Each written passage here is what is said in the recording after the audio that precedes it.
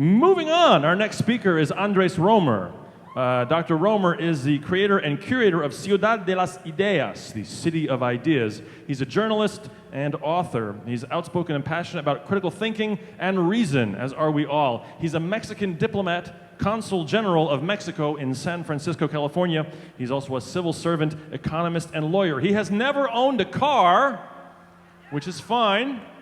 And when I asked him what the first piece of music he ever bought, he let me know that when he was 13, he wasn't interested in music. When he was 13 years old, with his own money, he bought an 8-volume on philosophy by Copleston. That's how you spend money, kids. Fantastic. Please, he also teaches at Harvard and Berkeley. Please welcome Andrés Roemer.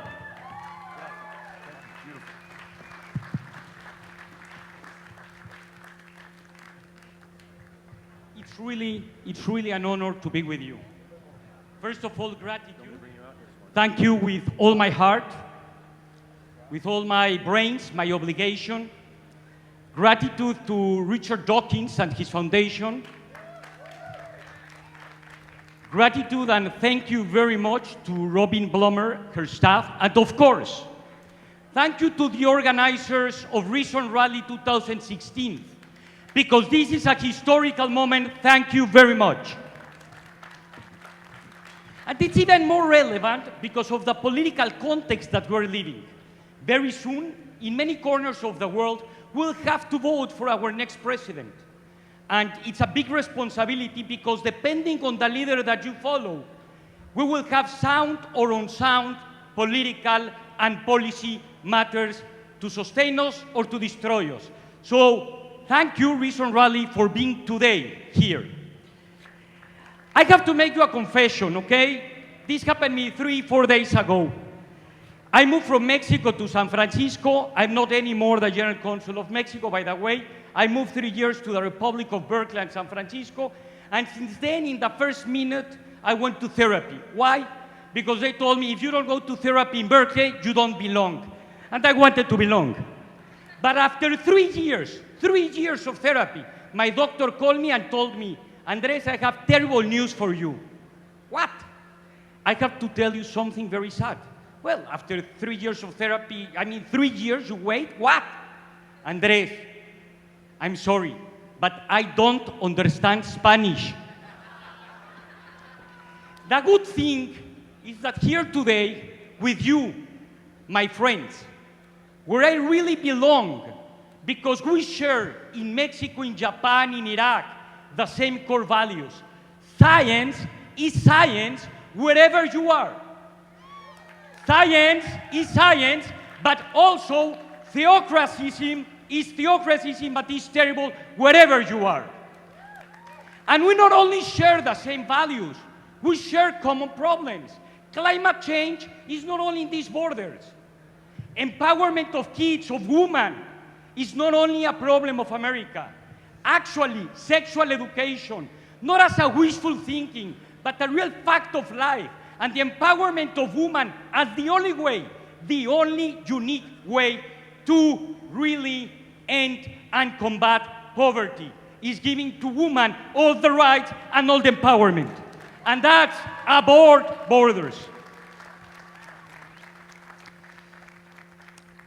Actually, coming from another country, I want to add to the conversation as an outsider, not to get involved in political or internal policies of your country or any country.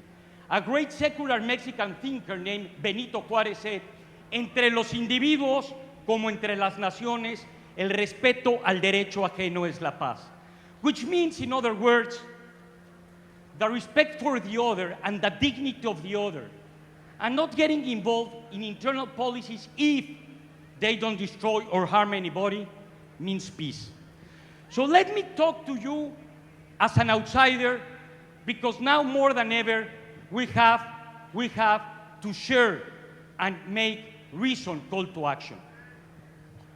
One day like today, exactly June the 4th of 1941, a great German thinker named Thomas Mann, Nobel Prize in Literature, delivered a very strong and powerful speech to the German people. Actually, he was in the United States, in California. He recorded that speech, and through BBC radio, he sent a message in German for 8 minutes to the German people. His point was pretty clear. Listen, Germans. A call and an appeal to reason.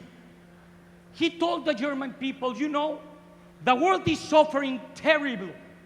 It's in a terrible situation of pain because of bad leaders like Hitler and Himmler and Speer and Goebbels and Mengele, etc.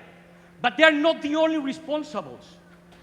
Everybody, every follower is a responsible because as Ronnie Heifetz from Harvard said, at the end, a follower is a leader and a leader is a follower.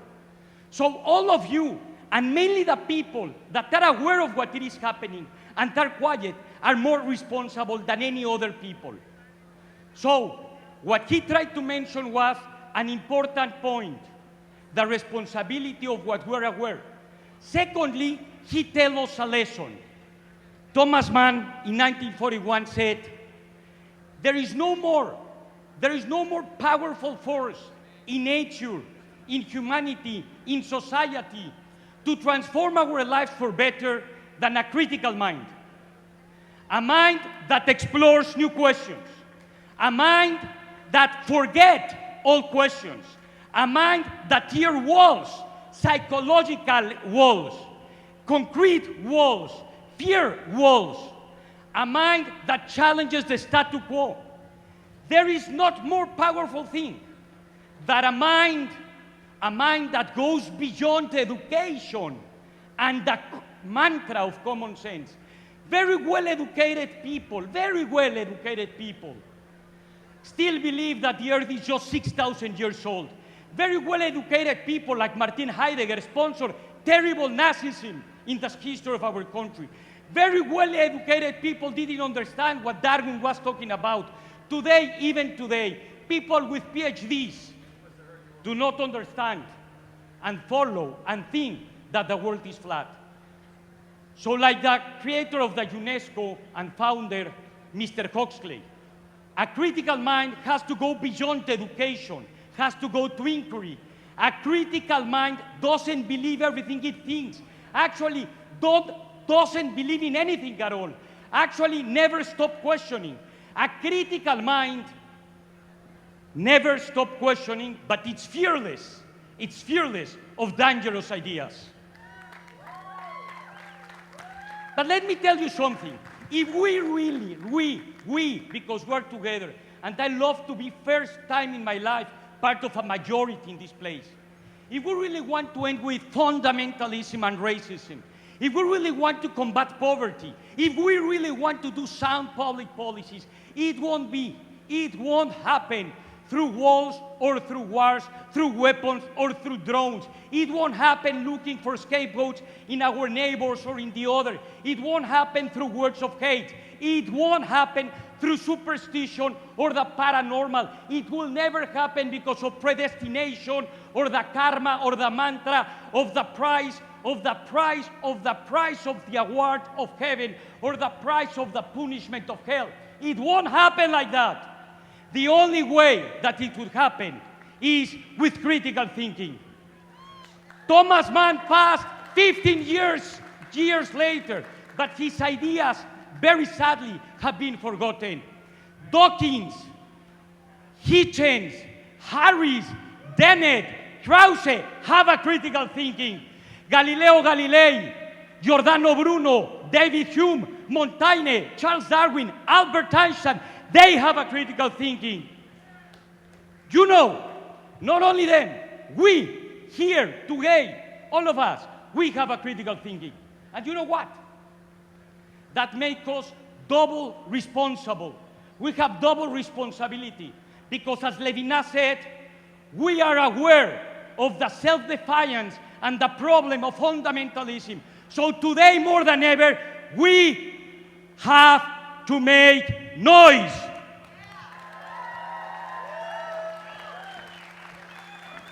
Coming back to my doctor and my therapist, because I promised her that I will mention her at the end. It doesn't matter if she didn't understand me, because I made myself a deep analysis of why do I think what I think, and what would have happened to myself and my mind if instead of being Mexican or Chinese or men, I would have been woman or American, and what would have happened if I were brought with a religion or non a religion. At the end, it's not what you know, how you think what is important, and that it's complicated, and we shouldn't stop doing that. So listen, Americans, like Thomas Mann said, listen, Americans, if we really want to make America or any place of the world great again, if we really want to do that, we won't find it in the universe because the universe doesn't have a purpose.